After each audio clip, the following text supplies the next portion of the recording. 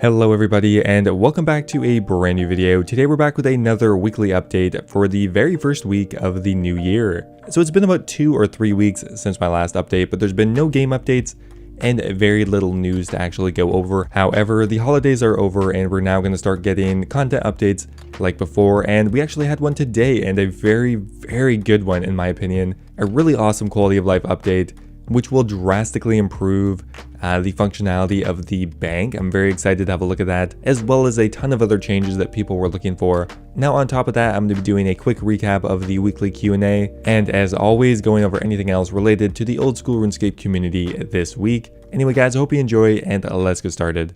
Now the first update of 2020 is Eating the Bank.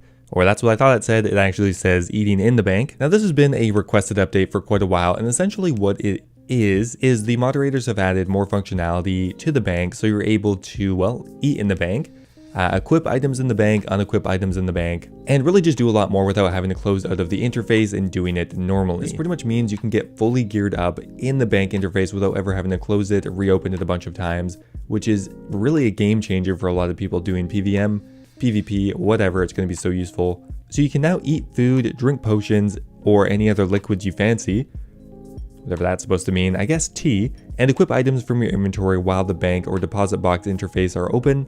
Now it is possible to toggle this option off if you wanted to do that. So if you have the bank interface open, you can right click on any equipment and equip it. Or if you want to unequip items, there is a button in the top left of your bank now that will open up a separate interface that you can use to unequip items. Really, that alone is such a big update. It can save a ton of time. Thank you very much for adding that. Okay, next up here, there's a change to the Theater of Blood, more specifically the Maiden. The chance of being able to stun the Locust will now increase with your magic accuracy bonus. For players with 140 bonus from equipment, void bonuses, and prayers, the success chance will be 100%. And they also give some examples of combinations of equipment that will give you a 100% stun rate if you have your magic accuracy as 140 or more. If you have magic accuracy as 112 and you have the augury prayer active, you have full elite with a magic accuracy of 86, or you can also have void elite, a magic accuracy bonus of 55, and augury. Now what I kind of like about this is the magic accuracy stat is actually being used, because normally that never really comes into consideration. Most monsters that you are fighting have very low magical defense and accuracy doesn't increase your damage, so So it's kind of nice to actually see that stat be of use in something fairly consequential. Okay, there was a change to crystal tools. The crystal tools can now be used without having any charges, and they'll just act like their dragon counterparts. Also, the crystal axe and pickaxe no longer consume charges when their effects provide no extra benefit. So for example, if you're going to be mining dense essence in Arceus, it won't be taking extra charges, so it won't be wasting so many crystal shards, which I think is a really good change. Okay, so there's actually a pretty big change to the Graceful set effect. Previously, the run energy restored at 30% faster while wearing all 6 pieces. However, now the hood, cape, gloves, boots give an individual 3% boost, and the top and legs give 4%. Now that adds up to a 20% run energy bonus, but there's also going to be a 10% bonus for wearing the whole outfit, which will match the previous 30%. Now essentially what that does is it gives more flexibility in the equipment that you can wear. You are still going to get a partial bonus if you wear, like, for example, half of the pieces, and it will open up more flexibility in gear combinations you can wear. And I think overall just going to be a really nice update.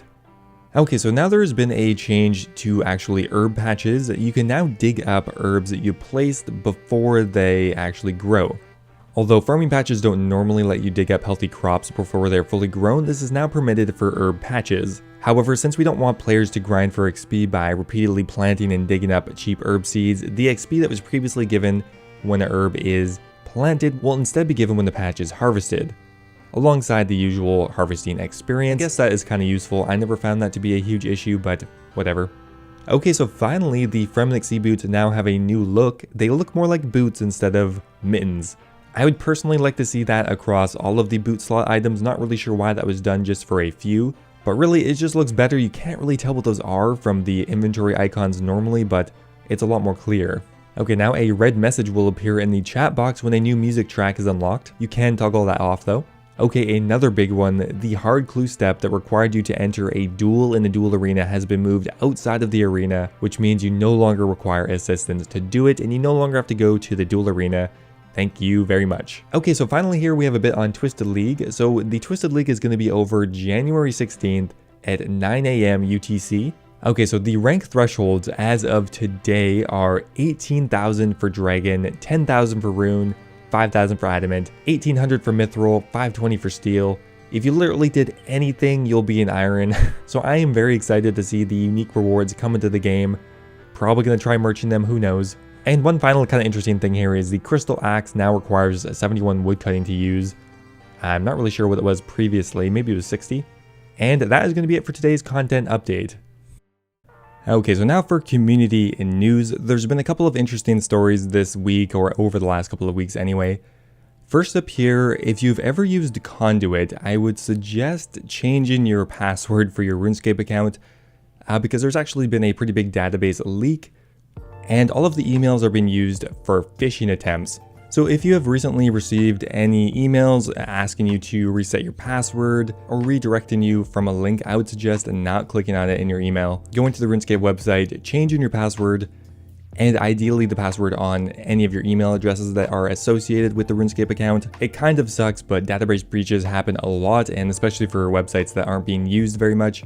Now, I'm not 100% sure on this, but a user by the name of Lecarl posted on Reddit stating that Jagex has actually banned a staker for taking loans from viewers. It's kind of a shady practice where you take money from your audience to stake. Kind of in some people's eyes that is viewed as real world trading, or at the very least just unethical.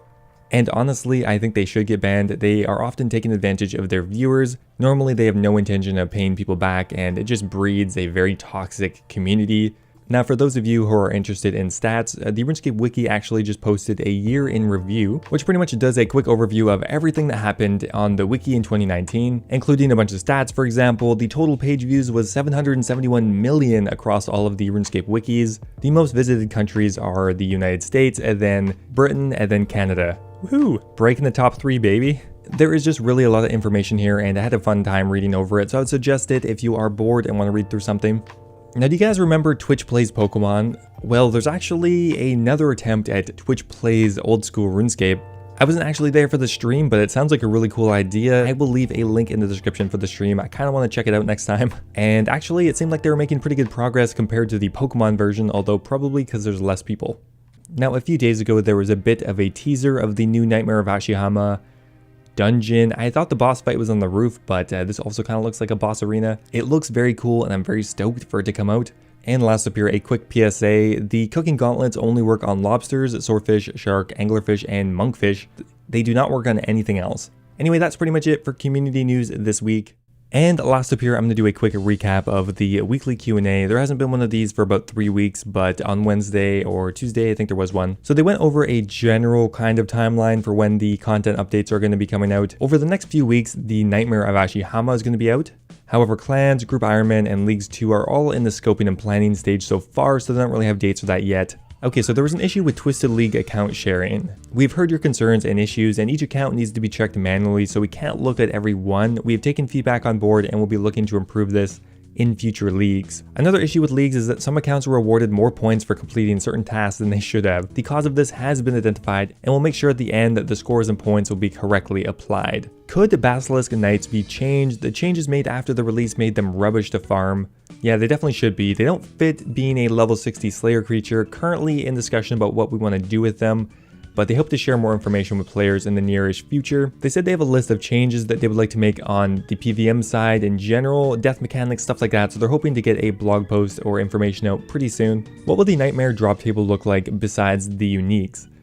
They haven't really decided yet. That's something that can happen right at the end. We are aware that it has a lot of strong uniques, so we don't want to make it a lucrative drop table. Otherwise, you could consider it being average and roughly covering supplies. Will we still be able to pet the stray dog in Varrock after the Christmas event has finished? Yes, but we're taking away the hat. Oh. With the cost of Revenant Ether being so high and the items being so cheap, would you consider a dismantle option like Zulrah items? They said they do like the idea of having an anchor like that. We'll have to look at it. The items are still probably underused beyond the reason of their values. We'll have to consider that as well. Could you make it so that Slayer task extensions are toggleable rather than being bought and cancelled and rebought? yes, that's a good idea, and they would probably like to change that. How would you feel about removing Wrath runes from the Rune, Adamant, and Vorkat drop table? This would add some value back to rune crafting and very slightly reduce some overall profitable NPCs. They said that is in line with what we'd like to generally address with drop tables, but they want to look at more data first. Can you explain the death rework idea? Well, this isn't fully detailed as there's a lot of edge cases and special items, but the principle is that we would like you to not have so long to get your stuff back after dying, but we'd like to make it fairer so that if you are having connection issues, the timer isn't ticking down. We also think that having it on any world instead of a single world would be pretty nice. The idea would be for the timer to only count down for 10 or 15 minutes and only when you're online. Then we'd want to have a disincentive to dying, like a fee that scales as your lost items value goes down. We'd want to leave Ironmen mostly alone as they are, and they mentioned a bit about second deaths and stuff like that, but there's a lot of considerations. I really like beginner clues. Would you consider adding beginner diaries for free-to-play? Maybe. It could also be an option to make it so free-to-plays can complete the easy tier of the Lumbridge diary or something. It's a nice way to direct players to a set of goals and things to do and give some direction. Anyway guys, that is going to be it for this week's update video. I hope you enjoyed. If you did, I would really appreciate it if you took the time to leave the video a like, and I will see you next time.